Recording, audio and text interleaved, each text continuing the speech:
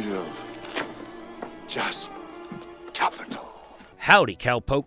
As my subscribers know, my love of westerns extends well past games like the Red Dead Redemption series, and one of my favorite movies of all time is Tombstone. I love to create my favorite characters for Red Dead Online, especially when that character is based on a real person. Having a love of American history, especially the Wild West, along with role-playing games, makes for fun and fascinating character creations, and our man today is no exception.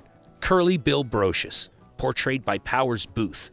The younger members of the audience most likely remember him as Gideon Malik from Agents of S.H.I.E.L.D., is one of the reasons Tombstone is so great. While some liberties were certainly taken for dramatic effect, the events of the film are heavily based in reality, which only makes it more fun to drop Curly Bill into the world of Red Dead Online. So without any further delay, let me show you how I put Curly Bill Brocius together. Curly Bill having been a real person, a real outlaw from 19th century America, we have some options and/or choices to make in the character creation. First, let's head over to the Valentine Barber so we can start the look. Booth doesn't really have a match for the hair, but we got really lucky and there's a match for the real Curly Bill. While Booth had longer, sort of curly hair in Tombstone, the real Curly Bill Brocius had much shorter and much curlier hair. And the curly left parted in jet black, to me, looks to be about as close as a match as you can get. While Curly Bill has been pictured with many types of mustache, whereas Booth in Tombstone is rocking that big curly stash with the soul patch that we all love so much. For all of these reasons, for the physical look of our character, I decided to sort of combine the two, if you will. That's why I went with the Count mustache. But if you're looking to recreate this build and want that mustache, you will first have to reach level 10 in the Bounty Hunter role, as that's the only way to unlock it. Now that we have the curly hair and a rockin' stash, it's time to pick out the outfit. For that, we're going full-on Tombstone movie. Let's start with the shirt.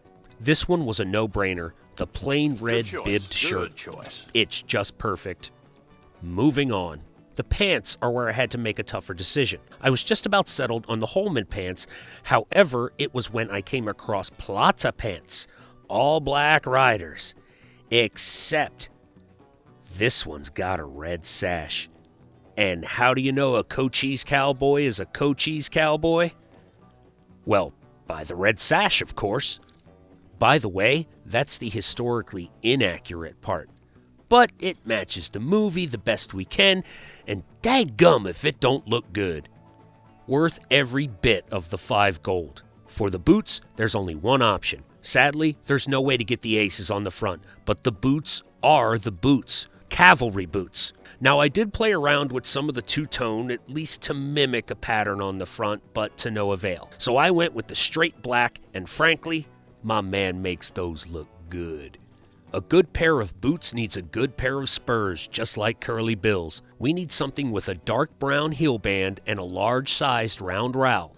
The only option to me looked to be the vaquero spurs. Y'all can pronounce these, but not my name. The outfit's still not complete though, as Curly Bill needs one last accessory before moving on to the final piece. He's gonna need a neckerchief, and since none of them are patterned, the only choice is plain black. We're almost done with the outfit, but we certainly can't send Curly Bill out into the world without a hat. And there were 2 hats that caught my eye. I went with the second, but the first makes a good alternative. The strung sombrero doesn't look bad and has, the string, as well as the curled front brim. It doesn't come in white, so your best bet would be the gray. The second, I felt, was a much better option. I only wish it had a string, but the military slouch hat pulls this whole outfit together. Now all we have to do is head to the gunsmith to get ourselves a good match for a belt and a perfect match for Curly Bill's pistols. While none of our in-game options really capture Boone's great style in Tombstone, the best match, and to me, the best looking overall gun belt in the whole game, is the studded bandit gun belt. And since Curly Bill two-fisted his guns, it's not 3 gold, but 6, because you'll need to get that cross-grab holster as well. For Curly Bill's guns, he carried 2 nickel-plated, long-barrel, 45 single-action Army Colt revolvers. And yes, the game has the perfect match, aesthetically anyway, because it is the Cattleman revolver, which, while the worst in the game, is an absolutely fine and powerful revolver. Now, if you go with the Navy revolvers instead, I won't tell anyone. If you want a full loadout, you will need a double-barreled shotgun that, historical fact time, riddled Wyatt Earp's duster full of holes and not a single hole in Earp.